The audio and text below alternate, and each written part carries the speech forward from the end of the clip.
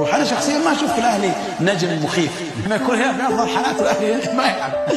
كانت بطولة السوبر ورفض الأهلي المشاركة وشارك الزمالك لأنه كان الهلال مع خصوص في أفضل حالاته الفنية. البطولة العربية كان فيها الهلال في أفضل حالاته وسحب الأهلي المصري. في فرق عربية تحاشت مقابلة الفرق السعودية.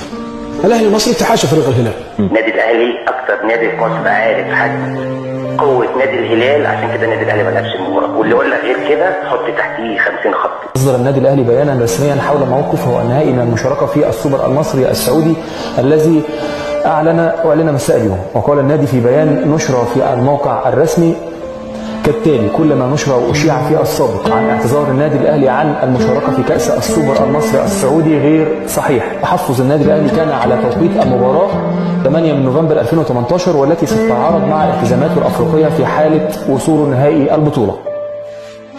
أعتقد أنها مباراة صعبة جدا على الأهلي، يعني أنا ما أعتقد أنه في فريق مشارك في بطولة بظروف أسوأ من اللي موجود فيها الأهلي المصري. يعني الأهلي كان يعني زي اللي دخل مباراة ملاكمة وفي ايده جبس، يعني بيد واحدة شغال. أعد لك عدد اللاعبين اللي غابوا اليوم عن المباراة للأهلي المصري. الأهلي غايب عنه محمد الشناوي وأكرم توفيق وبدر بنون وبيرسي تاو وصلاح محسن وعمار حمدي ومحمد محمود وحسام حسن واحمد نبيل كوكا للاصابه وايمن اشرف ومحمد مجدي افشه للايقاف. جيبوا لنا الاهلي المصري يصفي حسابات مع الاهلي المصري، جيبوه حنفوز 4-0 فتلقم بالاربعه.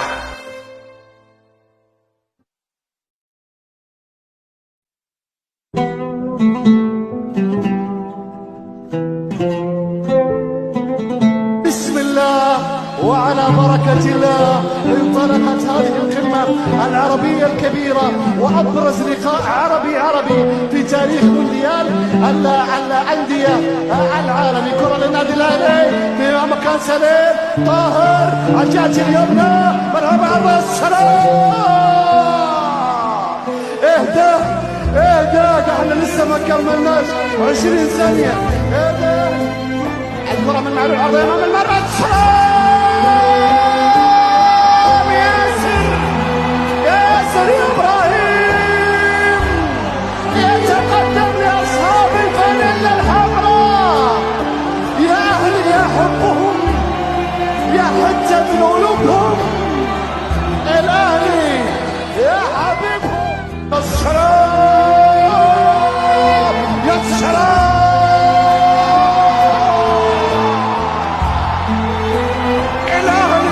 الكرة الأرضية الأهلي وكمال وأهداف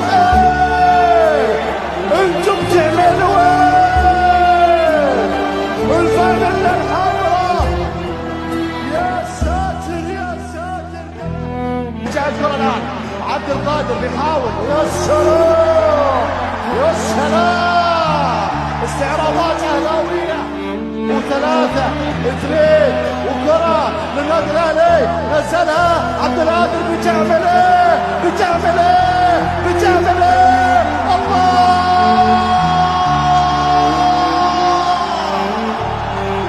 للتاريخ لرمز التاريخ للنادي الأهلي الكبير العربي وأفريقيا.